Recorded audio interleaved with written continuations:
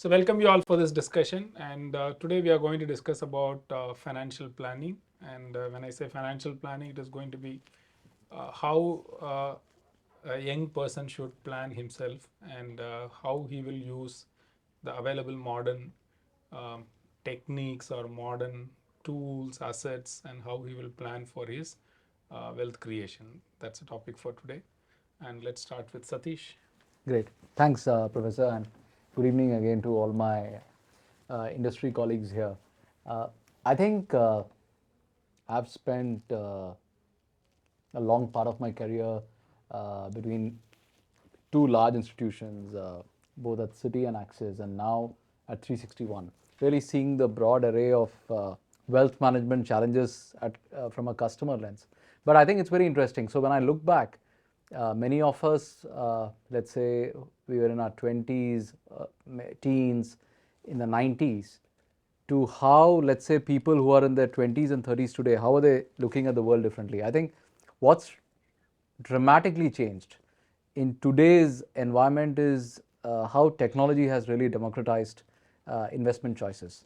So, if you were to look at the entire spectrum of opportunities where one could invest, from where we were 2 decades ago in our country, where most of the folks were investing money in fixed deposits, and that typically would be the beginning and end of what they meant by financial investment.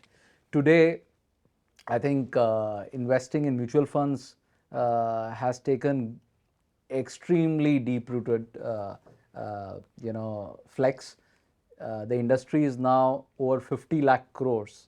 50 lakh crores of India's wealth is in mutual funds. I think you look at newer age products like PMS services, portfolio management services. I think it didn't exist a decade ago. Today, it's prolific. You look at alternate asset class investments like AIFs. You have Cat 1, Cat 2, Cat 3, a various spectrum of funds. Again, that's blossoming at a fair bit. So, for investors and for individuals to create wealth, they are able to play the entire life cycle of investing in a firm, right from seed stage, angel investing, to pre-IPO stage, to IPO, and looking at both equity and debt. You can participate in the wealth creation either as an equity investor or leverage fixed income tools.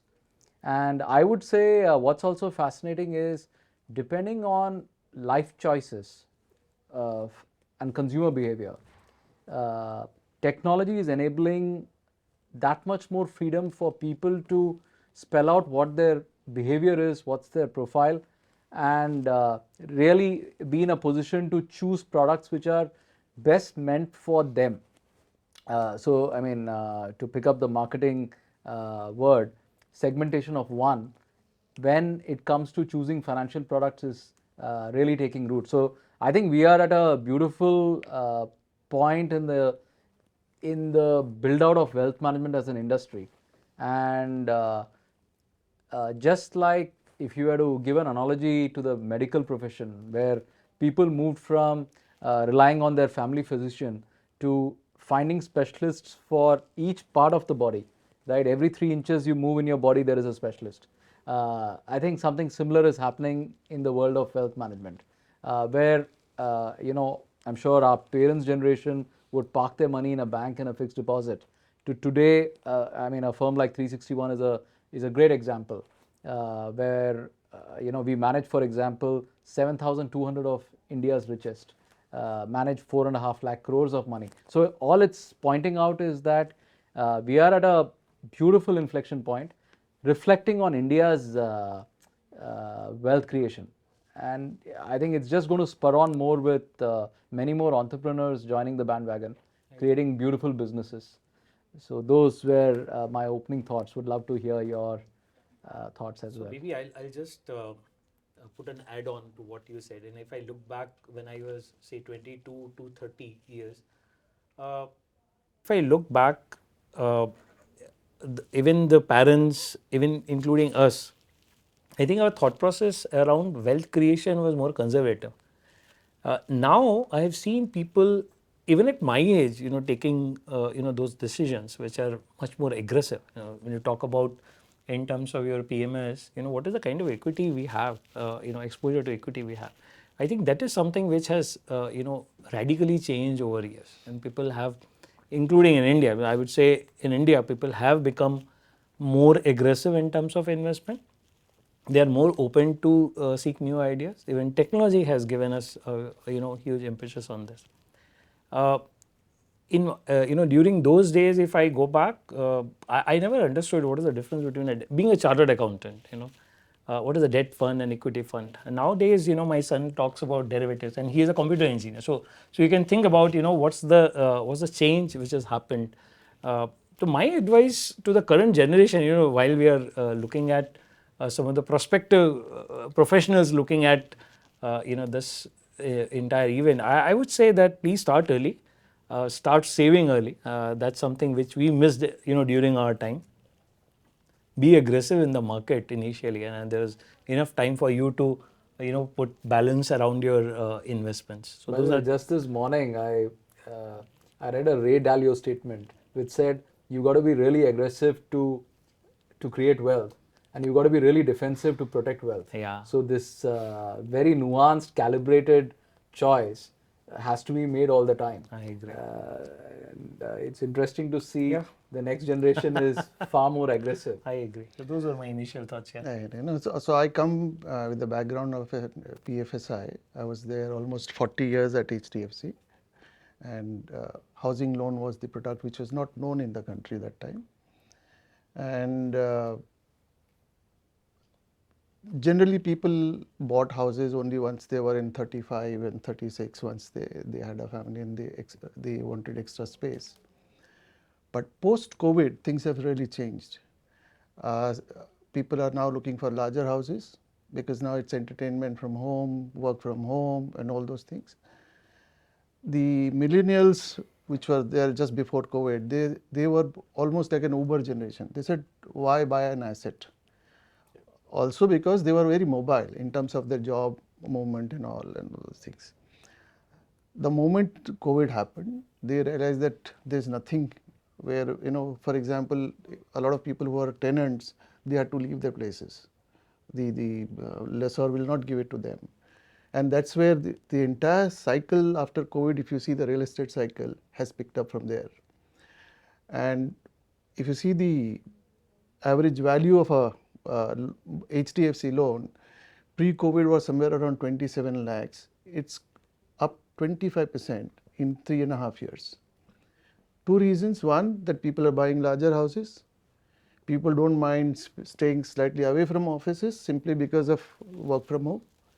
If both of them, the husband and wife, both are working, they want a separate room for themselves. The hospitalization scare during COVID, where you had a separate room or otherwise you have to go to hospital, again forced them to buy a house. So a lot of real estate revival has happened. So I wouldn't call it as an investment, but it is a necessity today to own a house. Is one asset class which is the least volatile of any wealth management products. And post that recently, so after being there for 40 years, for the last 4 months I have joined the Abhinandan Lodha group. They deal into plots only. So what they do is basically, Ayodhya, you would have heard of Mr. Bachchan buying Alibag, he bought 10,000 square feet. What he's done is basically, we've done almost about 5,500 customers, and developed over 700 acres of land. Wow. In just 3.5 years, over 6 locations, which is Dapoli, Anjarli, Goa, Mathera, Neral, Alibag and Ayodhya. We've not met a single customer physically, neither the customer has met us. Investors have come in over from 15 countries, maximum from US, Dubai and Singapore, which is 60%. So the NRIs was almost 25% of the entire thing. And the ticket size today it's running into crores, but when we started, the ticket size at Dapoli was about 30 lakhs for a 1200 square feet plot. So what we've done is democratized land.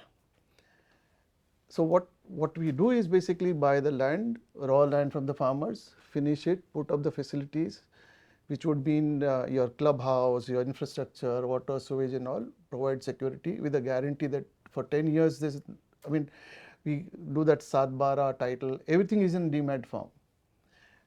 Just over a screen, people are able to buy plot. Wow.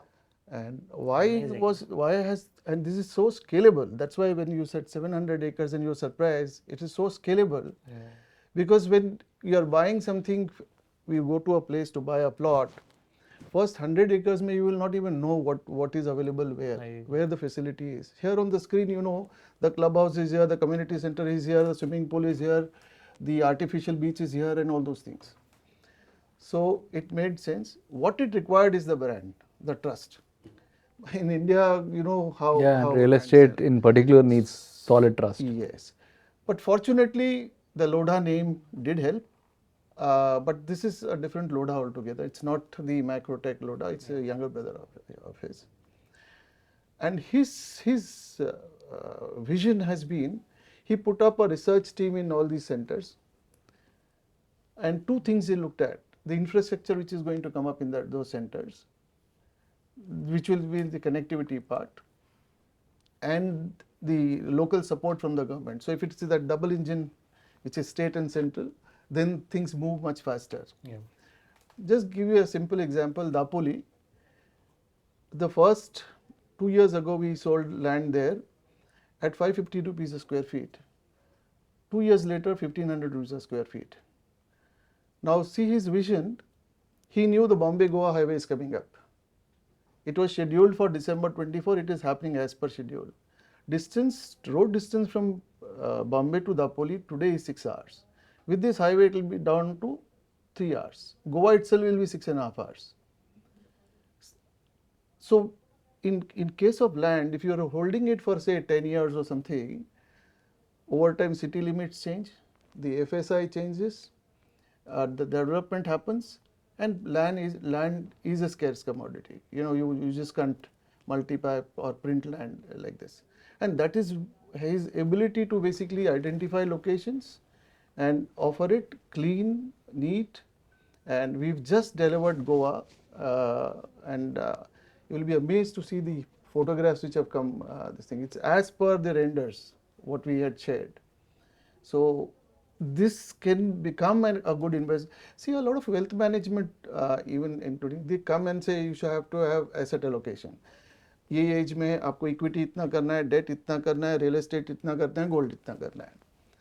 I spoke to a lot of wealth managers also, and they said land does not figure in the real estate scheme of things.